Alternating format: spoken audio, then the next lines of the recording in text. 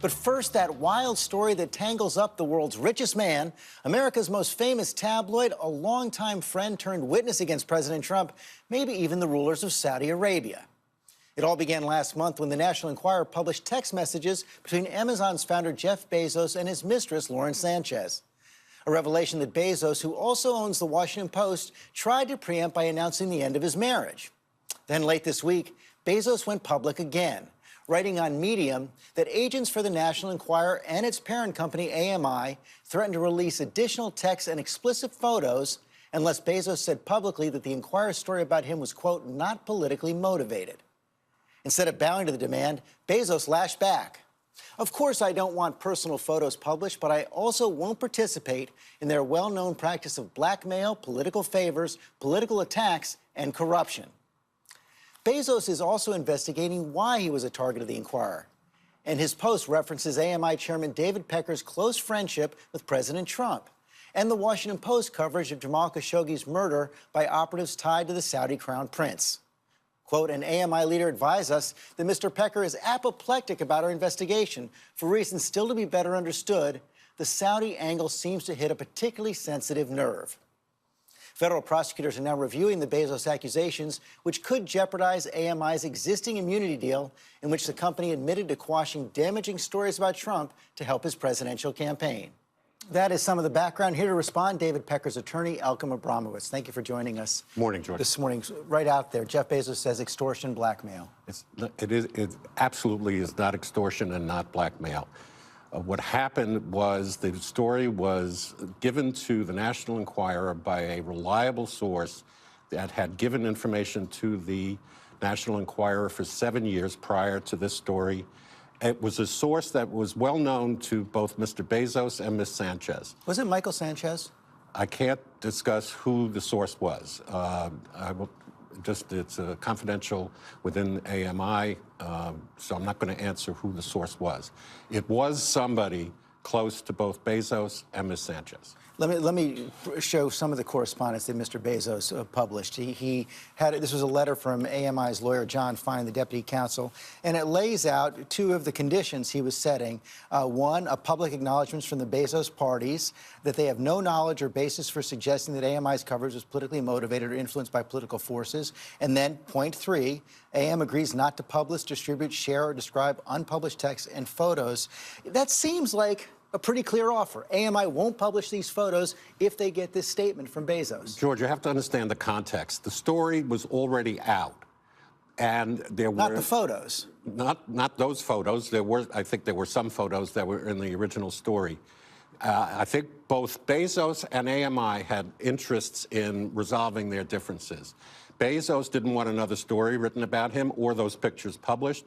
AMI did not want to have the libel against them that this was inspired by the White House, inspired by Saudi Arabia, or inspired by the Washington Post. It had nothing to do with it. It was a usual story that that National Enquirer gets from reliable sources. The National Enquirer believes that these photos were newsworthy. Yet they're offering there not to publish them in return for a thing of value from Jeff Bezos, letting go of the legal liabilities, saying that it wasn't politically motivated. How is that not extortion? That is not extortion because all that AMI wanted was the truth. Bezos and Ms. Sanchez knew who the source was. Any investigator that was going to investigate this knew who the source was. It was not the White House. It was not Saudi Arabia. And the libel that was going out there slamming AMI was that this was all a political hatchet job sponsored by either a foreign nation or somebody politically in this country. That is something that, and the story was already published. It's a news decision to decide how long you can go with the same story, so that each side, it was part of a legitimate negotiation. Each side had something that they wanted. A source close to those conversations, familiar with those conversations, says this was a crime, not a negotiation. The source is totally wrong. It's absolutely not a crime to ask somebody to simply tell the truth.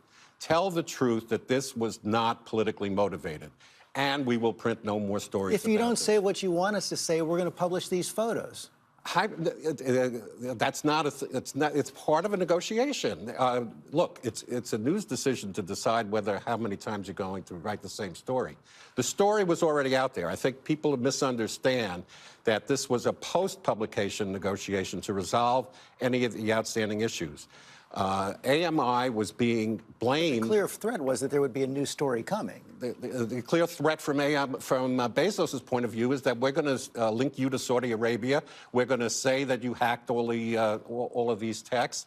We're going to slander the publication as much as we can.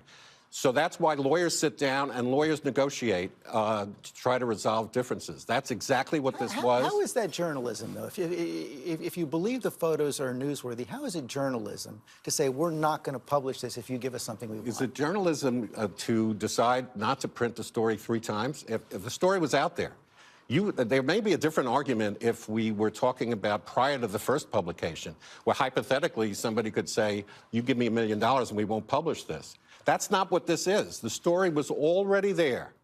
And then the issue was how much wasn't printed in the first story. You can make journalistic decisions as to how many times you're going to write the same story. That's not the job of the prosecutors or anybody else to determine. You said the source is someone who's been a reliable source to AMI, also close to 7 years. Ms. Sanchez. Jeff Bezos' security consultant, David Pecker, has publicly named Michael Sanchez, the brother of Lauren Sanchez, as a possible target of his investigation. Now, Michael Sanchez is a vocal supporter of President Trump, an acquaintance of Roger Stone and Carter Page, and he told, the Washington Post reported that he was told by multiple people at American media that the National Enquirer set out to do, quote, a takedown to make Trump happy. Is that true? It's not true. This was a source that had been giving information to the National Enquirer for 7 years. It was a person that was known to both Bezos and Ms. Sanchez, therefore giving his information more credibility, and that's exactly what happened. You're not denying that it's Michael Sanchez, and Michael Sanchez told the Washington Post that the National Enquirer set out to do a takedown to make Trump happy. That's what he was told by people at American media. I'm not going to comment on what Michael Sanchez said. I'm not permitted to tell you or confirm or deny who the source is.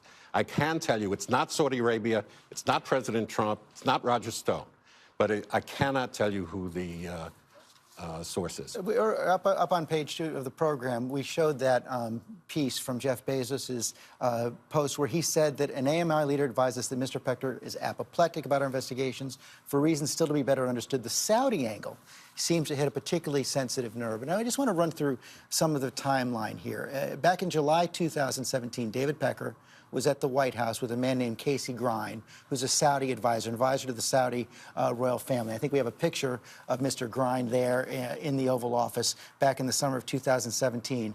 That picture comes from something that AMI published in March 2018, a 100-page glossy about the virtues of Saudi Arabia.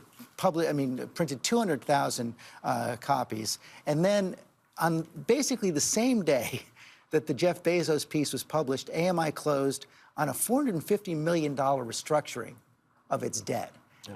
Did any of that money come from Saudi Arabia? Zero. Not a penny? Not a penny. So it has never has. AMI sought financing from the Saudis, but never obtained any, doesn't have any Saudi Arabian financing. Well, why did AMI National Enquirer, David Pecker, publish this 100-page glossy about Saudi Arabia? That's a journalistic decision that they made. There's nothing illegal about it, nothing to do with anything that this investigation is about. Not an attempt. It was published in March of 2018. Not an attempt to curry favor with Saudi Arabia? Not that I'm aware of, and it was published. There were journalistic reasons for publishing it that have nothing to do with any of what we're talking about. Do you know how it did? It's $13.50 a copy. It's a pretty steep price. I really don't know. I didn't buy it, but I don't know. Ronan Farrow and others have come out since the Jeff Bezos post with a number of charges about AMI as well. Here's Ronan Farrow saying, I and at least one other prominent journalist involved in breaking stories about the National Enquirer fielded with Trump's fielded similar "stop digging or we'll ruin you" blackmail efforts from AMI. Ted Bridus of the AP. We were warned explicitly by insiders that AMI had hired private investigators to dig into the backgrounds of AP journalists. The Daily Beast, in the process of reporting the Bezos stories, the Daily Beast and a member of its staff were threatened by AMI's attorney. This seems like a pattern of practice, according to those journalists. I've never heard of any of those allegations. I am not aware of any attempt by employees of AMI to blackmail or to commit any crime at all. Are you worried at all that these revelations have put the cooperation agreement of Mr. Pecker with the Southern District in jeopardy? Absolutely not. We have an agreement with an understanding with the Southern District. I can't comment on it. I am not concerned that any of this... They've spoken to you since this came out? I'm not going to comment on any contacts with the Southern District. Another billionaire, Peter Thiel, brought down Gawker. Are you worried at all that Jeff Bezos will bring down the National Enquirer? I really can't comment on that. We just want Bezos to acknowledge the results of that investigation, which will show that politics had nothing to do with this story. It was a typical National Enquirer story. Mr. Abramowitz, thank you very much. Thank you very much. Hi, everyone. George Stephanopoulos here. Thanks for checking out the ABC News YouTube channel. If you'd like to get more videos, show highlights, and watch live event coverage, click on the right over here to subscribe to our channel. And don't forget to download the ABC News app for breaking news alerts. Thanks for watching.